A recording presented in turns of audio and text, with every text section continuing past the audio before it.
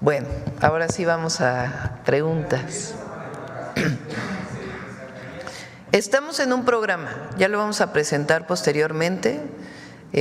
Lo que hoy presentamos es algo muy bueno. Ya tenemos los predios y gracias a los gobernadores, gobernadoras, presidentes, presidentas municipales, a la reserva territorial que tiene el Gobierno de México y también el Infonavit, pero gracias a las reservas territoriales tenemos ya los predios ubicados en buenos lugares, con servicios, para poder hacer los proyectos de vivienda de este año e incluso proyectos de vivienda del 2026.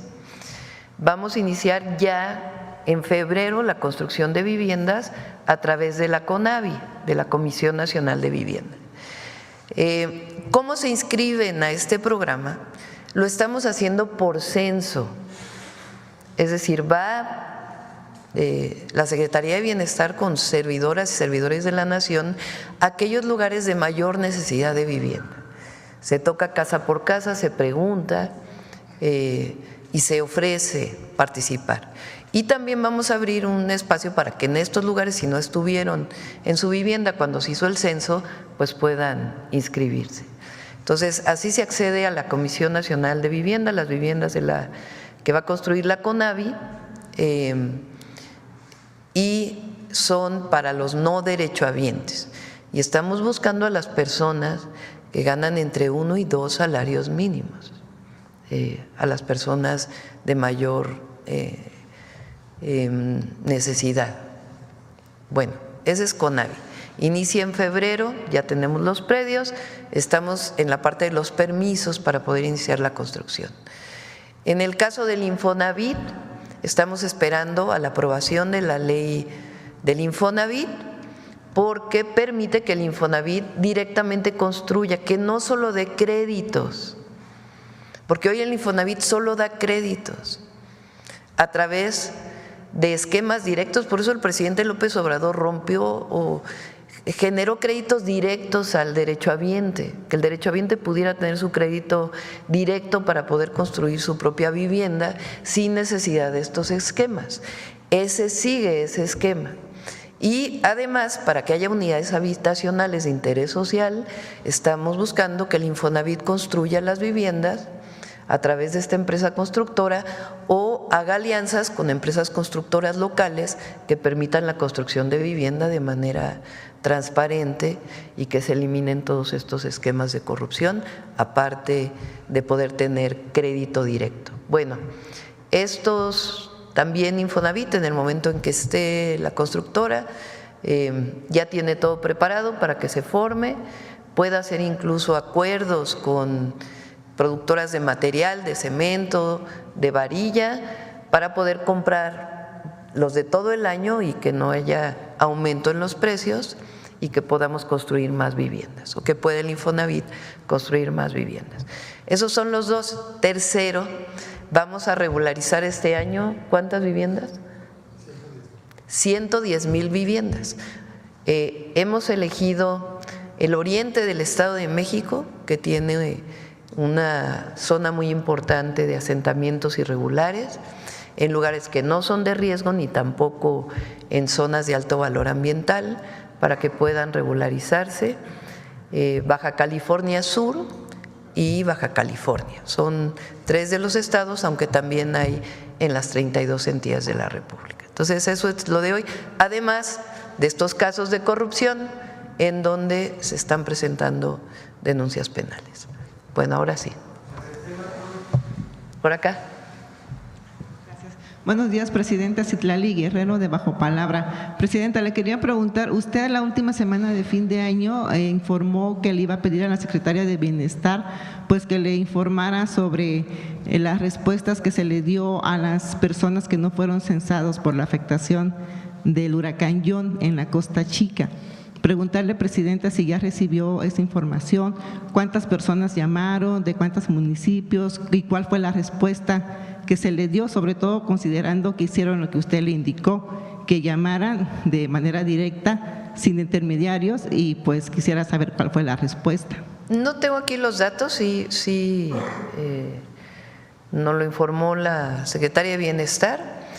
Pero además de lo que ya se había entregado de apoyos, ¿cuántos llamaron por teléfono a la línea de la Secretaría? Se los informamos si quieren en un rato cuando le pedimos a Ariadna que nos pueda dar la información. Pero ya han sido atendidos todos, realmente ya no hay prácticamente ninguna queja. Gracias, presidenta. Y bueno, Guerrero y particularmente Acapulco pues ha recibido el apoyo invaluable de usted, ¿no? Después justamente de las afectaciones del huracán John.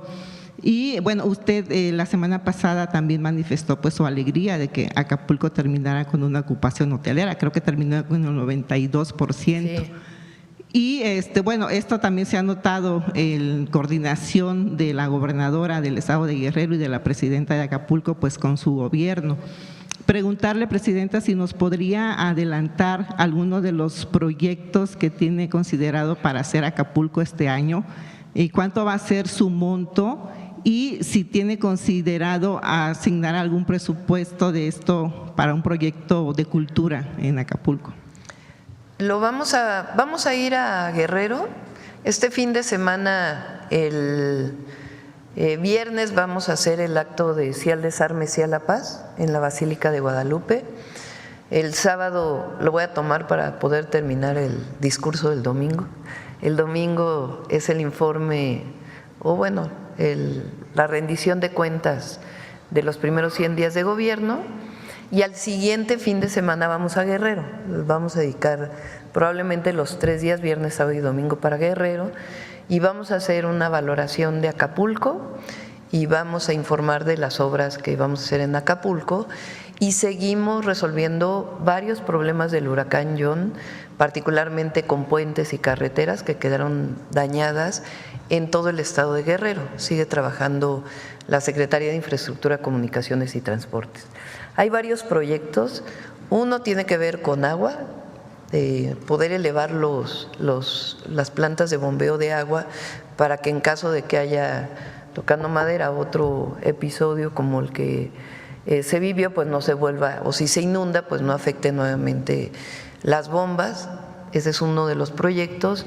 El otro tiene que ver con el saneamiento integral de Acapulco. Se sigue haciendo desasolve de los ríos, pero además vamos a rehabilitar todas las plantas de tratamiento y ayudar al municipio para generar un esquema de tal manera que el municipio pueda tener los recursos suficientes para mantenerlas. Se está haciendo un esquema similar al que tiene, por ejemplo, Cancún o Ixtapa con Fonatur, para que Fonatur pueda encargarse de una parte del mantenimiento de la zona central de Acapulco. Hay un proyecto especial para el centro histórico de Acapulco y también para la costera y algunos senderos de paz que vamos a hacer. Ahora les llamamos así a los senderos para mujeres de Camina Libre, Camina Segura. Se los vamos a proponer a todos los municipios y en Acapulco vamos a hacer algunos, el municipio va a hacer otros, el estado va a hacer otros. Entonces hay inversión para Acapulco y en general para todo Guerrero. Se va a hacer la carretera de la Unión a Toluca, en algunas partes ya está. Estuvimos en Tejupilco la semana pasada y la carretera no está en buenas condiciones, entonces es esa misma carretera la que llega hasta Toluca. ¿Y cuál es el monto, presidente? ¿Y si tiene considerado algo para cultura? Sí hay algo para cultura. Quisiera informarlo completo, esperar a la nota del día de que lo vayamos a informar allá en Acapulco igual y nos vamos a la mañanera allá a Acapulco el viernes, de este viernes en 8. Gracias, presidenta. Presidenta, este año el Paseo del Pendón que se realiza en Chilpancingo cumple 200 años. Fue creado en 1825 por el Congreso del Estado de México. Incluso es más antiguo que la Feria de San Marcos de Aguascalientes. Esa fue creada en 1828. Incluso bueno, y sin embargo es más antigua que la Guelaguetza, ¿no? Que ha recibido pues un gran impulso del gobierno federal y ha recibido una gran promoción de turismo internacional. Preguntarle, Presidenta, si este año, que se cumplen 200 años del Paseo del Pendón, y considerando pues la situación de violencia que se vive en Chilpancingo, ¿usted tendría considerado como dar un apoyo o dar un impulso de turismo internacional en Chilpancingo, pues también para fortalecer otros municipios del estado de Guerrero, en el caso del turismo, ¿no? Y no solamente que sea Taxco, Acapulco y Zihuatanejo, como siempre ha sido? No sé si usted tendría considerado esta posibilidad. Pues habría que hablarlo con la gobernadora para ver cuáles son los planes. Mañana, por cierto, viene el Gabinete de Seguridad, vamos a ver los resultados del 2024 y particularmente también para Guerrero, que también se ha hecho una intervención muy importante. Entonces, pero ya hablaremos con la gobernadora. Una última pregunta, Sí. Presidenta. El año pasado también por las afectaciones, bueno, Acapulco solamente tiene 3 librerías. Una Porrúa, ubicado en la isla, otra es la cadena Sanborns, pues ubicados en todas las tiendas de Sanborns que hay, y la otra era Educal, que estaba instalada en el Centro Cultural Acapulco. Pero por el Otis, el Centro Cultural fue declarado pérdida total. Entonces, el Grupo Carso se ofreció a hacer el proyecto de remodelación, incluso a hacer los trabajos de remodelación, cosa que ya está casi concluida. Pero ahora, actualmente, la Secretaría de Cultura del Estado de Guerrero se niega a respetar el espacio que tenía Educal. Entonces ya tiene más de un año pues, que los trabajadores no pueden asistir a la librería, y la única librería, digamos, como cultural, incluso pues del gobierno, pues está cerrada porque la Secretaría de Cultura no le quiere respetar el espacio que tenía anteriormente y le está ofreciendo como un espacio 50% menor a su capacidad. Y hay algunos usuarios pues que piden que se abra, y algunas también gente de la comunidad artística que está incluso pues pidiendo su intervención pues para que se pueda abrir Educal. Y preguntarle… Lo vemos con la gobernadora y la presidenta municipal. A ver, de este lado.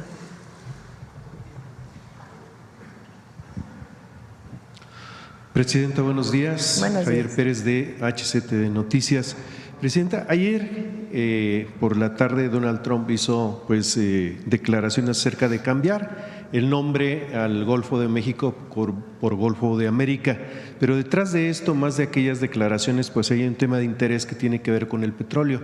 En el sexenio de de Ernesto Zedillo, pues se le dio la oportunidad de expandirse en sus áreas limítrofes a Estados Unidos y regalarle 22.500 millones de barriles a beneficio de este país, específicamente en el hoyo de la Dona. Aparte, pues esta declaración pasa por autoridades internacionales que delimitan pues los áreas limítrofes, el UNCLOS, que es quien regula a las naciones, sobre todo sus áreas limítrofes, pues su comparecer, su percepción acerca de todo esto, que ya Estados Unidos de sexenios anteriores ya tiene ahí manos puestas sobre estas aguas ya todavía mexicanas, pero que en ese sexenio de Zedillo pues ya estaban metiendo las manos ahí. Sí, hay derecho internacional para todo, pues no, un país no puede actuar individualmente, hay un derecho internacional. Yo creo que hay que esperar también a que llegue el presidente Trump ya formalmente a la presidencia. Por eso mi mención el día de hoy, porque él habló del nombre, nosotros también hablamos del nombre. Desde 1607 se llama América Mexicana, América del Norte. Entonces, hay que esperar también a que llegue a la presidencia, y de todas maneras hay derecho internacional, y yo sigo pensando que va a haber buenas relaciones con el presidente Trump. ¿En qué me baso? Pues en que hubo buenas relaciones con el presidente López Obrador. Y tiene que haber relación de respeto mutuo, de colaboración, no de subordinación, y de respeto. Muy bien, Presidenta, pues ayer fue pues, prácticamente obligado a presentarse ante un juez al exgobernador Graco Ramírez por un supuesto desvío de recursos o mal manejo de recursos en su gobierno, donde supuestamente agarró dinero de los trabajadores para comprarse una camioneta.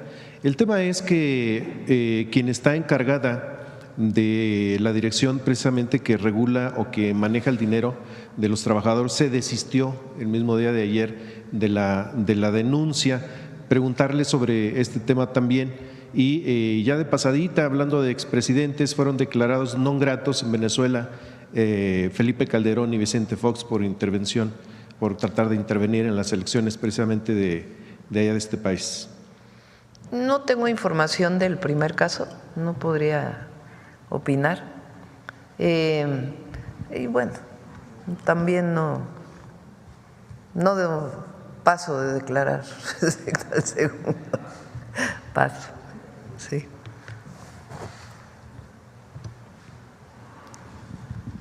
Buenos días, Presidenta. Buenos días a todas y todos. Preguntarle, con los casos de corrupción presentados en la mañanera pasada y estos casos de corrupción, ¿a cuánto asciende el daño al Infonavit por esos actos de corrupción y también cuántas familias, cuántos trabajadores han resultado afectados por estos esquemas corruptos? ¿Tienes la información, Octavio? Sí. Ahora, de estos que se presentan ahora y de los que se presentaron la vez anterior, si quieren hacemos el recuento y lo presentamos más tarde. En este contexto del Infonavit, en el Heraldo de México se publica una encuesta de QM Estudios donde el 60% de los encuestados avala esta reforma al Infonavit. ¿Qué representa este espaldarazo y insistir cuáles son los beneficios para las personas con esta nueva ley? Bueno, con la nueva ley, primero 2 millones de créditos ya a través del propio Infonavit. Se están disminuyendo los pagos y condonando en 2 millones de créditos, que por las características de los créditos cada uno tiene un tratamiento distinto. Mucha gente, y eso que el presidente López Obrador también hizo reformas, pero mucha gente se sigue quejando de que lleva años y años pagando y cada vez paga más y no termina nunca la deuda al Infonavit. Entonces, 2 millones ya están siendo atendidos. Para poder atender a los otros 2 millones, tenemos que cambiar la ley del Infonavit. Y hay un transitorio que se está incorporando para que se congelen sus créditos a partir del año pasado, es decir, de lo que estaban pagando en diciembre del 2024, y en muchos de ellos van a ser disminuidos, igual que en el caso de los primeros 2 millones. Eso es un beneficio muy grande para 4 millones de familias que tienen créditos del Infonavit, y 2 millones de ellas se van a beneficiar de manera inmediata gracias al cambio a la ley. Lo segundo es para todos los trabajadores que aportan al Infonavit, pues va a haber transparencia y va a haber viviendas accesibles, además del crédito individual al que pueden acceder. Y va a haber auditoría de los fondos, cosa que antes no, o que hasta ahora no puede haberla por las condiciones en las que está el Infonavit. La oposición, los adversarios se han dedicado a decir que queremos el dinero en el Infonavit, pero es la cosa más absurda que hemos escuchado. El problema es que el esquema de funcionamiento del Infonavit pues se presta a estas formas de corrupción y se quiere erradicar todo este esquema para que realmente haya la construcción de viviendas, que es lo que quieren las y los trabajadores que aportan al Infonavit, y sigue manteniéndose el organismo tripartita a través del Consejo de Administración, donde participan empresarios y participan trabajadores, pero ya no como direcciones generales, sino hay una sola dirección transparente, auditable, para poder construir viviendas. En esta misma encuesta dice que el 49% sabe los beneficios, pero un 51% no sabe cuáles son los cambios Sí. que se contemplan. Ahora hay que recordar que el Infonavit atiende, si consideramos que más o menos la población que tiene acceso al IMSS es la misma del Infonavit, estaremos hablando del 50% más o menos, poco más, de las y los mexicanos. Entonces el otro se interesan más, digamos, por las reformas aquellos que aportan al Infonavit. Y Por cierto, el martes vamos a presentar también algunas reformas para el FOBISTE. Vamos a presentar salud y también Martí Batres va a presentar varios temas relacionados con ISSSTE y con FOBISTE.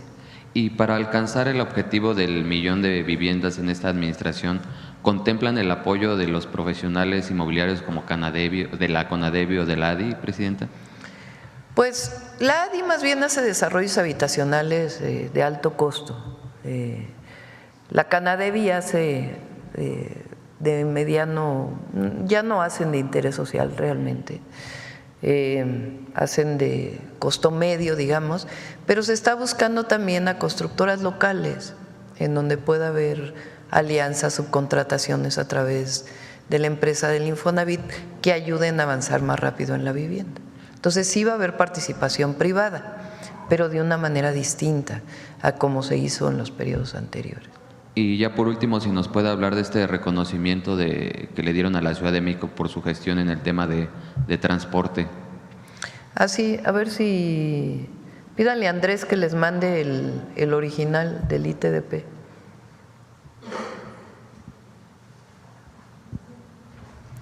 Sí, dieron un reconocimiento, se modificó el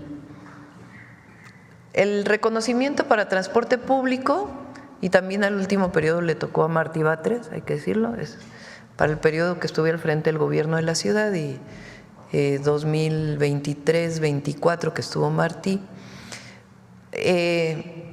Y obviamente pues al equipo de movilidad, a Andrés Layú, que fue quien coordinó la Secretaría de Movilidad, que ahora está en el área de trenes aquí en el gobierno federal.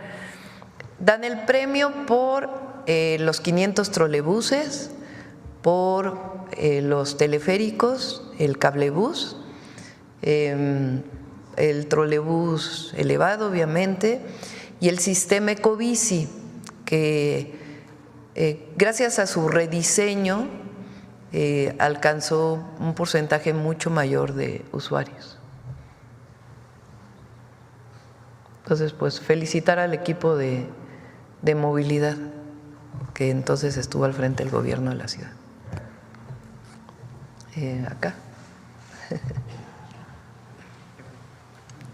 Gracias. Buenos días. Nada más a Arturo Pavón, de Chapucero y Efecto Colateral. Nada más para mencionar, fue mención honorífica la que le dieron, sobre todo sí por la gestión que usted llevó a cabo y por lo que continúa haciendo Martí Batres. Y pues bueno, hay otra buena noticia en cuanto a encuestas de las eras de Demotecnia. Ha presentado pues, los resultados también del nivel de confianza que se tiene ya en su gobierno pues a los 100 días de iniciado. Hay resultados muy interesantes, no sé si usted los quiere nombrar ahí o los mencionamos. Arriba. Dice, calificación del trabajo que ha hecho hasta ahora la presidenta, cuántos califican 0, cuántos de 1 a 5, cuántos de 6 a 7, entre 8 y 9, 44%, 10, 24%. Promedio 8. Por lo que ha visto en estos primeros 100 días de gobierno, ¿usted aprueba o desaprueba el trabajo de la presidenta? 80% lo aprueba. Abajo. ¿Qué opinión tiene usted de la presidenta? Muy buena, 20%, buena, 51%, mala, 6%, muy mala, 2%, o sea, 71% contra 8%. ¿Qué tanta confianza le tiene la presidenta? Mucha confianza y algo, 79%. abajo. Ahí están en las distintas áreas, abajo. Desde que la presidenta ganó las elecciones, el país está mejor. 71% considera que está, bueno, 60% mejor, 11% igual de bien. Desde que la presidenta, ¿cómo están usted y su familia? Mejor, 54%. Igual de bien, 23%. Igual de mal y peor, 17%. ¿Usted diría que el gobierno de México es un gobierno que funciona? 79% sí. ¿Y usted diría que es un gobierno que da resultados? 74% sí. ¿Cómo considera que debe ser la relación entre la presidenta y el próximo presidente Donald Trump? Respetuosa e institucional, coincidimos, 62%. Ahí está. Nada más que decir. Sí. Doctora, en una acción pues marrullera y argumentando un acatamiento de una suspensión, el Comité de Evaluación del Poder Judicial de la Federación en el proceso para sus candidatos a juzgadores, pues han suspendido ellos este proceso. ¿Se puede hacer las elecciones de todas maneras con los candidatos propuestos por el Poder Ejecutivo y el Legislativo?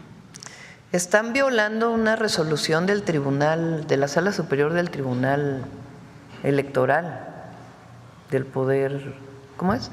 Tribunal Electoral del Poder Judicial de la Federación. O sea, el tribunal ya había hecho una resolución en el sentido de que esos amparos no tenían ninguna validez porque estaban dentro del terreno electoral.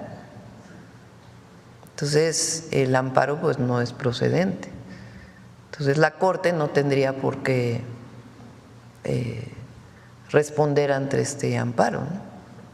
Hoy consulté con el ministro Saldívar y en el caso de la comisión, digo, lo tienen que decidir entre los cuatro, que por cierto tengo que informar, el licenciado Quijano ha estado con mal de salud y no ha estado asistiendo, que es importante que se sepa, ¿no? Porque hoy está funcionando con 4 la comisión. Estamos preguntando al Senado, que es el que tiene que atender cualquier problema, y le mandamos muchos saludos al maestro Quijano. Ya está bien de salud y eso nos da mucho gusto, pero ha tenido algunos problemas, entonces no ha estado asistiendo en el último periodo, pero es bueno que se sepa, ¿no? Por cualquier tema que pudiera salir. Entonces están funcionando con 4 la comisión. Vamos a preguntar al Senado, que es quien tiene que responder frente a alguna situación que no esté considerada en la Constitución o en las leyes, si se sigue funcionando con 4. Pero hasta ahora está funcionando con 4, ellos tienen que tomar una decisión sobre este tema, pero a consideración del ministro Saldívar, pues nos vamos con la resolución del Tribunal Electoral del Poder Judicial de la Federación, que ya había establecido que en materia electoral pues estos amparos no son procedentes. Muy bien, y ya como tercera pregunta, acerca de las unidades habitacionales, todas las construcciones que se hicieron y que están abandonadas, que nunca se ocuparon, ahorita están en ruinas o las pueden estar ocupando gente que no debe. En el caso, por ejemplo, de Baja California, en Mexicali, pues hace 2 años, cuando hubo una crisis de migración de haitianos, pues se propuso que en algún momento podrían ellos ocupar, porque sí venían con la intención algunos de quedarse y trabajar y pagarlos, no querían que se los regalaran. ¿Qué va a suceder con ese tipo de construcciones? Sí, ya tenemos un plan, o el Infonavit más bien ya tiene un plan que lo preguntó hace rato Hans también y ya no cerré el comentario. Tiene un plan ya el Infonavit, que el objetivo es que se ocupen estas viviendas. En algunos casos están ocupadas de personas a las que no le pertenece la vivienda.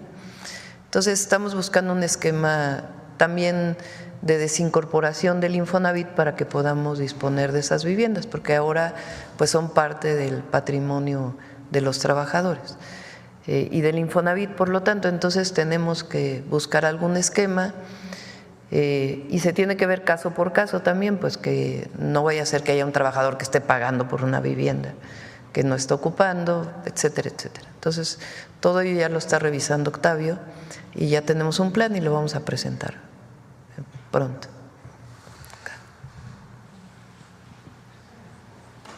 Gracias. Buenos días a todos. Soy Mireya Cuellar del periódico La Jornada en Baja California. Presidenta, ayer hablaban de toda esta estrategia y esta campaña contra la drogadicción en el país y se parte de una premisa que efectivamente México pues no es un país que tenga un problema de drogadicción como en Estados Unidos. Sin embargo, hay estados como Baja California, por ejemplo, que sí tienen un problema grave de drogadicción. Por ejemplo, ahí incluso las autoridades de la Fiscalía han dicho que el paradigma ha cambiado. Antes se consideraba que la violencia del Estado estaba relacionada con el trasiego de droga.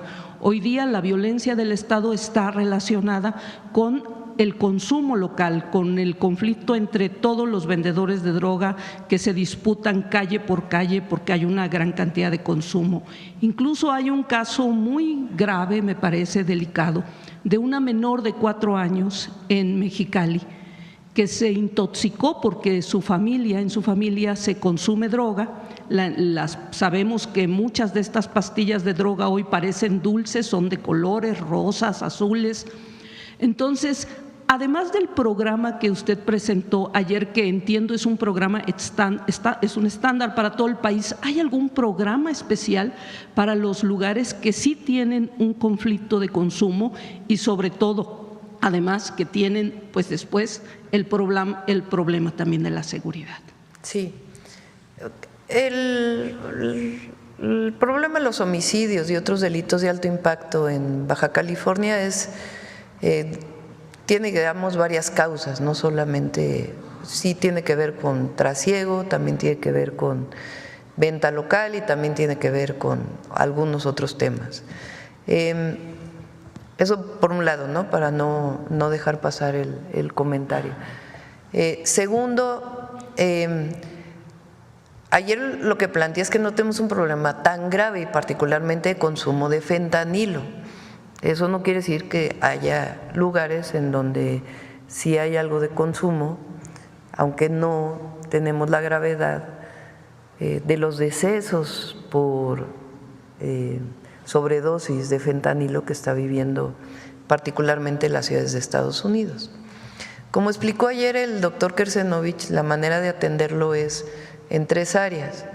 Uno, la prevención, que ayer lo que presentamos fue esta campaña integral para todas las entidades de la República de prevención del consumo de las drogas en general y en particular del fentanilo. Segundo, la atención a aquellas personas que ya tienen alguna adicción, que en México es mayor la adicción a las metanfetaminas, es todo el programa que se presentó, que parte de la línea de la vida. Ayer, por ejemplo, me decía Leticia Ramírez que hubo más personas que llamaron ayer, lo cual es bueno, quiere decir que estuvieron atentas a este número de teléfono y si tienen algún problema, pues llamaron. Y, digamos, funcionó el centro de llamadas, que era parte de lo que queríamos estar probando y va a seguir fortaleciéndose. Entonces, línea de la vida y se orienta a distintos lugares, desde los centros de integración juvenil hasta, dependiendo de las condiciones, pues directamente a un especialista que esté en el centro de llamadas o se orienta a los distintos lugares que hay en las entidades. Ayer presentamos varios centros de salud y hospitales que atienden problemas de adicción y en general de salud mental, que no es lo mismo, ¿no? Hay problemas de salud mental que no llevan a adicciones, pero en general la mayor parte de las personas que tienen algún problema de adicción pues tienen algún asunto de salud mental. Entonces se tiene que atender y después es la rehabilitación. Entonces, hay estados en donde pues hay que tener mucho mayor coordinación, como el caso de Baja California, con la gobernadora Marina del Pilar, para que la estrategia nacional pues se coordine con la estrategia estatal y pueda prevenirse, atenderse y rehabilitarse aquellos que ya han llegado a un centro de atención. Y después también había en Baja California, que se han dado pocos casos, pero se han dado, de la gente que tiene en la calle una crisis por consumo de droga. Por ejemplo, había un problema para obtener la naloxona, esta sustancia para contrarrestar los efectos de una sobredosis. Y aunque ya se hizo un programa piloto muy recientemente, decían que no había una aprobación de la COFEPRIS para poder importarla. Mi pregunta sería si ya hay algo… ¿Lo está trabajando la COFEPRIS? No sabré decirte si ya lo aprobaron o no, pero sí se está revisando. Y mi última pregunta tendría que ver con la contaminación en Mexicali. Presidenta, es un problema muy severo. Tenemos en la capital del estado de Baja California casi todo el mes de diciembre con una mala calidad del aire. No se mide el grado de ozono, pero sí hay una información sobre todas estas partículas, ¿no?, que se están respirando en Mexicali. Mexicali es prácticamente una olla, una cazuela, podríamos decir, está 8 metros bajo el nivel del mar. Cuando no hay viento en el invierno se queda toda esta inversión sobre la ciudad, y la única recomendación hasta ahora, entiendo que es un problema de largo plazo y esas cosas pues no se solucionan de un día para otro, por supuesto, pero sin embargo solamente vemos todos los días, hay una alerta y hay una recomendación para que la ciudadanía se quede en sus casas, para que no salgan los niños a la calle, para que no se haga actividad física fuerte en la calle. Yo querría en todo caso llamar la atención sobre este tema que vive de contaminación que vive la capital de Baja California. Tijuana también tiene un problema, ahí también hay muchos de estos vehículos que se regularizan, que por un lado es muy bueno para la gente que necesita movilizarse hacia su trabajo, pero por el otro lado pues hay un problema de contaminación también, porque son vehículos, la mayoría de ellos años atrasados, y no hay un control de la contaminación. Entonces, bueno, sobre todo el caso de Mexicali lleva todo el mes de diciembre, todos los días, quizá 3 días le podría decir que se ha dicho que la calidad del aire es buena, pero todos los días hay una gran cantidad de partículas en el ambiente que la gente está respirando sin saber qué hacer realmente. Le comentamos a la secretaria Alicia Bárcenas para que entre en contacto con la presidenta municipal y con la gobernadora. Lo que tiene que hacerse normalmente es un inventario de emisiones, que ya, por ejemplo, se está avanzando en el caso de Monterrey, de la zona metropolitana de Monterrey. El asunto es cuál es la fuente. Primero, qué contaminantes, que eso se mide con una red de monitoreo, y segundo, qué provoca estos contaminantes, cuáles son las fuentes de contaminación, y para eso se tiene que hacer un inventario de emisiones, en donde se mide, se calcula, se estima de dónde provienen estas emisiones. Pueden ser fuentes industriales, pueden ser fuentes móviles, pueden ser fuentes del polvo, PM10 particularmente, o de si se usa los esquemas de quema para la producción agrícola, también puede estar asociado a ellos. Entonces le decimos a la doctora Alicia Bárcenas que se ponga en contacto para atenderlo.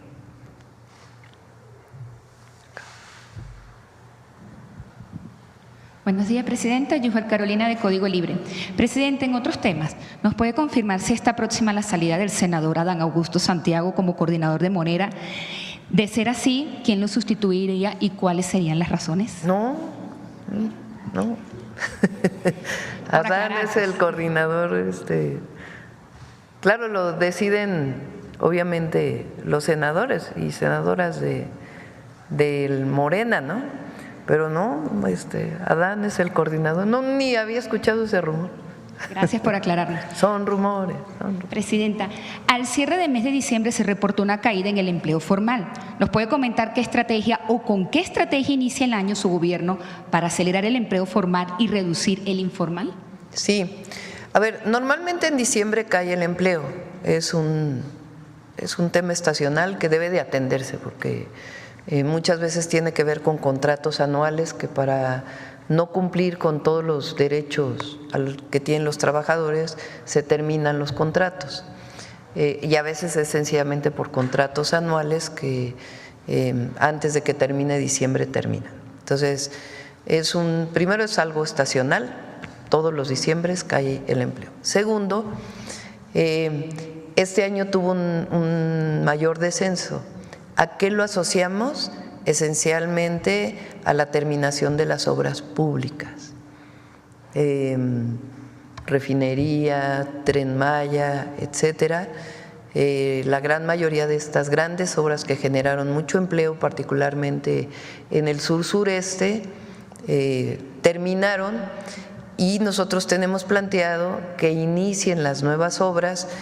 Normalmente es así, marzo, abril de 2025, entonces una parte se va a recuperar y la otra estrategia para el empleo es la vivienda. Justamente ayer lo comentábamos en la reunión que tuvimos, por ejemplo, Tabasco tiene una caída muy importante del empleo porque justamente Tabasco aportaba muchísimos trabajadores a estas obras de infraestructura. Entonces hay un programa de vivienda con el gobernador, en algunos casos son unidades habitacionales, en otros casos es vivienda rural, que lo vamos a levantar en este febrero para que pues, pueda recuperarse una parte importante del empleo. Y la otra, pues evidentemente son las inversiones privadas. Una parte es la inversión pública y otra parte son las inversiones privadas. Evidentemente, siempre que hay un cambio de gobierno, y lo digo esencialmente por Estados Unidos, siempre se genera pues que esperan los inversionistas para invertir, pero nosotros el lunes tenemos la presentación del Plan México, que tiene ya un portafolio de inversiones muy importantes, incentivos para la inversión privada en los polos de bienestar y un esquema ya muy claro de cómo vamos a ir avanzando con el Consejo Empresarial que nos está apoyando, que coordina Altagracia, con el secretario de Economía, con Marcelo Ebrard, el secretario de Hacienda que ha estado apoyando mucho. Entonces se presenta el Plan México y hay muchas inversiones privadas que también están pendientes para este año. Okay.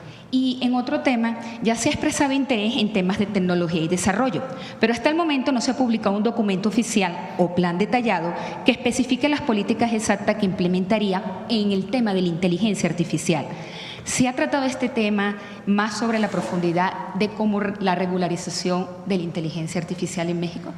Sí, es uno de los planteamientos de revisión que tiene la Secretaría de Ciencia, Humanidades, Tecnología e Innovación, que tiene planteado pues hablar con las personas que se dedican a estos temas desde la parte de desarrollo tecnológico e innovación hasta la parte más ética y que está siempre vinculada al desarrollo científico y tecnológico. Pero aún no tenemos un planteamiento. ¿Un mensaje para la reunión que va a sostener hoy con los cónsules que va hoy aquí en Palacio Nacional? Sí, vamos a hablar del momento histórico que está viviendo México, de la transformación, de la autoridad que tiene hoy México moral, de lo que representamos para nuestro país y para el mundo entero, que es un proyecto que está dando resultados, un proyecto de transformación que está dando resultados, que dio resultados con el presidente López Obrador y que estamos dando resultados, y particularmente para las y los cónsules, pues toda la estrategia de apoyo a nuestros hermanos y hermanas migrantes y que pues lo que más pedimos, que es la esencia de nuestro proyecto, que es el humanismo. Y por cierto, ahorita que preguntaste el Senado, discúlpame, ya ven que hubo un documento que decía que se iba a levantar en armas. Bueno, no hemos encontrado la autoría de ese documento en el Senado. Ya ven que decían que… Y luego ya hay unos que dicen que lo escribió el presidente López Obrador. Pero hasta lo aseguran. Todavía le pedí a la secretaria Rosa Isela que preguntara a las y los senadores quién lo escribió o cómo apareció ahí de pronto en un medio, y nadie sabe quién es la autoría de ese documento.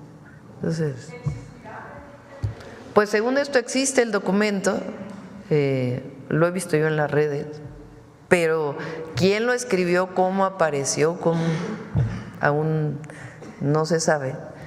Y ya, como lo he dicho otras veces, dejen descansar tranquilo, que está escribiendo al presidente López Obrador. No sé si nos pudiera comentar Su libro. ¿Dado algún informe de los siniestros ocasionados en Los Ángeles? ¿En dónde, perdón? En Los Ángeles, si hay algunos connacionales en esta zona. Sí, ahora le pedimos una tarjeta, a ver si nos la pueden enviar. Particularmente el área de Santa Mónica está siendo exactamente. Les damos más información en un rato. Ya son 9:18. Ya nos vamos. Gracias, presidenta. Buenos días, Claudia Guerrero de Reforma. Sobre el tema de Donald Trump, quisiera preguntarle, él ayer afirmó que los grupos criminales son quienes aparentemente gobiernan en México. Desde su punto de vista, ¿a qué puede obedecer esta declaración? Si usted considera que hay un escalamiento o un endurecimiento en las críticas de Trump hacia México y su gobierno, si esto puede afectar la relación bilateral, generar tensiones o hay un riesgo de ruptura. No, pues por eso comenté que con el respeto debido siempre, pues a lo mejor ayer tuvo una mala información y piensa que todavía gobierna Felipe Calderón y García Luna. En México gobierna el pueblo, porque la presidenta fue elegida por el pueblo de México. Y estamos atendiendo el problema de la inseguridad. Mañana vamos a dar los resultados del cierre del 2024 y vamos a colaborar y entendernos con el gobierno del presidente Trump, estoy segura de ello, defendiendo nuestra soberanía como país libre, independiente, soberano, y colaborando en todo lo que podamos colaborar, desde los temas comerciales, que estoy segura que nos vamos a entender también, hasta los temas de seguridad, de migración, y lo que nos interesa mucho, que es que pare la entrada de armas de Estados Unidos a México, porque 75% de las armas incautadas, mañana van a ver el dato de la cantidad de armas que se han incautado, vienen de Estados Unidos. Entonces, por supuesto que vamos a colaborar, y además por razones humanitarias, en todo lo que tenga que ver con trasiego de drogas, pero nos interesa muchísimo que también se atienda la entrada de armas de Estados Unidos a México. De continuar estos ataques y en caso de que Trump la invite a su toma de posesión, ¿usted asistiría? Pues todavía no nos han invitado. Ayer también leía que, ¿cómo que no han invitado a la… ya lo veremos. Si hay invitación y repito, yo pienso que va a haber una buena relación. No veo por qué pueda haber una mala relación. Yo creo que el presidente Trump tiene su manera de comunicarse. Pero es una acusación grave, ¿no, presidenta? Decir que el narco gobierna en México. Sí, pero es falso. Es falso. En otro tema quisiera preguntarle, presidenta, a pesar de los esfuerzos que ha realizado el gobierno federal desde el sexenio anterior y en esta administración prevalece la venta de huachicol en algunas de las autopistas de las carreteras del país. Preguntarle si tienen detectada esta actividad ilegal, si tienen contemplado realizar algún operativo especial, ¿cómo van a enfrentar este problema? Estamos trabajando el tema del huachicol, que obviamente disminuyó muchísimo desde que Octavio estuvo en Pemex y con el presidente López Obrador, aunque todavía hay un porcentaje. Entonces, se está atendiendo de diferentes formas, con la CEA, con Profeco, en caso de que gasolina ilegal se esté vendiendo a las gasolineras, por eso es Profeco, y también lo que tiene que ver con la intermediación de almacenamiento y distribución de combustibles, en el caso privado. Se está atendiendo obviamente desde Pemex, logística y por el gabinete de seguridad. Y en particular esto que de la venta de combustibles en algunas carreteras que existe, lo está atendiendo la Guardia Nacional, está trabajando en este esquema y se va a atender. Desde su punto de vista, ¿qué ha faltado? Porque al final estos puntos de venta clandestina están a la vista de todos. ¿Qué ha faltado para terminar con esto? Pues más bien, ¿qué vamos a hacer, no? Más que qué ha faltado, pues tiene que eliminarse toda la venta ilegal de combustible. Presidenta, en los días anteriores circuló una información en la que se aseguraba que la línea aérea TAR había retirado su interés de seguir participando con Mexicana de Aviación y prácticamente la habría dejado sin aeronaves para seguir operando. ¿Es cierta esta versión? ¿Qué información tiene usted sobre este tema? Hoy en la tarde vamos a tener una reunión con Sedena de todas las empresas, Tren Maya, los hoteles, los aeropuertos y Mexicana de Aviación. Están los adversarios de la oposición así, pero ya tronó Mexicana, ¿no? Que la presidenta del informe de los recursos públicos, no hay aviones, ya se acabó. Pues no, Mexicana tiene larga vida. Mexicana de Aviación es la línea aérea del pueblo de México. Y hay una revaluación porque se acabó una parte del contrato de renta, entonces está haciendo un proceso de evaluación en lo que llegan las nuevas aeronaves. En el periodo que estuvo operando Mexicana, como cualquier empresa, cuáles fueron las líneas más rentables, cuáles fueron las líneas menos rentables, cómo hacer el nuevo plan de negocios aprovechando este periodo que terminó la renta de estas aeronaves. Eso es todo, no hay más que eso. Lo que ellos quieren es que se nos olvide qué pasó con Mexicana de Aviación y todas las empresas del Estado. Y eso hay que estarlo recordando permanentemente. Las vendieron, ahí sí hubo fraudes.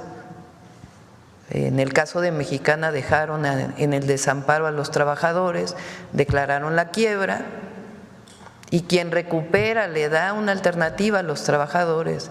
Mexicana de Aviación es el presidente López Obrador, se crea una empresa que está en la Secretaría de la Defensa Nacional y la empresa está bien, nada más que en este periodo, cuando se terminó el periodo de renta de estas aeronaves, pues toman una decisión que me parece muy acertada, decir, a ver, está empezando el año, vamos a ver cuántas aeronaves recuperamos de su renta, cuáles son las rutas que vamos a seguir. El día de hoy me lo van a presentar, pero todas las empresas, Tren Maya tuvo también venta de boletos récord en vacaciones, fue muy, muy visitado.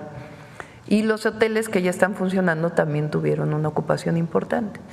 Entonces no se preocupen los adversarios y menos se preocupe el pueblo de México. Mexicana tiene larga vida. Gracias, presidente. de que se está complicando el reembolso para pasajeros que ya habían pagado. Sí, pero que no se preocupen, además hay que ver qué redes sociales también y qué tan cierto es todo lo que plantean. Nosotros hemos estado revisando, porque constantemente revisamos todas estas tendencias que suben particularmente en la red X, que por cierto cada vez se usa menos. La red X, también tenemos informes sobre ello. Muchas de estas tendencias se levantan a partir de troles, de bots, que muchos de ellos vienen desde narcopresidente, narcocandidata, etcétera, etcétera, ¿no? Hay cuentas, incluso que son cuentas nodo, a partir de las cuales se generan todos estos esquemas, ¿no? Entonces hay que ver qué tan cierto es esto de no reembolso. Si hay algún caso se va a reembolsar, que no se preocupen. Y si mañana se puede y si no el lunes, presentamos el resultado de todas estas entidades públicas que hoy son empresas ubicadas en la Sedena y cuál es su plan hacia el futuro, incluida Mexicana de Aviación. Presidenta, ya nada más sobre el tema del Infonavit, quería consultarle si dentro de las pesquisas que están realizando en la institución tienen contemplado investigar al senador Alejandro Murat. Principalmente es importante que se mencione esto que está mencionando el director del Infonavit, se dio principalmente por estas direcciones generales de empresariales y de representantes de los trabajadores, que eso no quiere decir que sea el sector empresarial, son muchos de los representantes que estuvieron ahí que hicieron estos negocios al amparo del recurso de los trabajadores.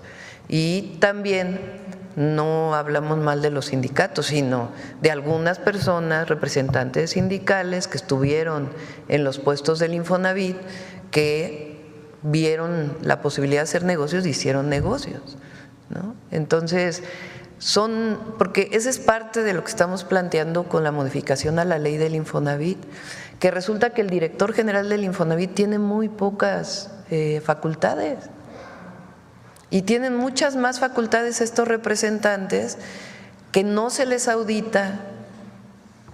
Entonces, lo que se está planteando es que tenga facultades el director general del Infonavit, que al tener facultades también tiene evidentemente responsabilidades, que haya el organismo tripartita del Consejo de Administración y que sea transparente y auditable y que se construyan viviendas, que es el objetivo del Infonavit, y que se resguarde el fondo de ahorro de los trabajadores a través de la vivienda con la CNBB, que es quien regula, y no con estas, algunas de estas SOFOMES y no sé, que algunas están reguladas por la Comisión Bancaria de Valores y otras no. Entonces, lo que queremos es transparencia, cumplir que los trabajadores puedan tener el sueño de una vivienda bien hecha, digna, y que se acabe esta corruptela relacionada con estas representaciones que han hecho negocios al amparo, pues, del poder que tienen.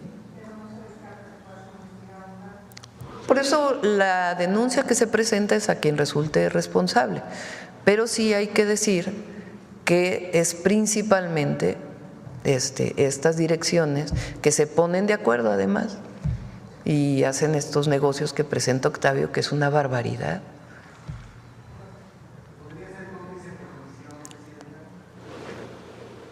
Pues esto ya le corresponde a la Fiscalía, pero a nosotros nos corresponde decir por qué se está cambiando la ley del Infonavit, lo que encuentre el Infonavit de actos de corrupción, pues presentarlos debidamente ante la Fiscalía, porque resulta que tampoco, o sea, la auditoría interna del propio Infonavit pues son ellos mismos. Entonces, por eso se está cambiando la ley, y que la Auditoría Superior de la Federación puede estar haciendo auditorías de manera permanente para que pues no se caiga en estas circunstancias.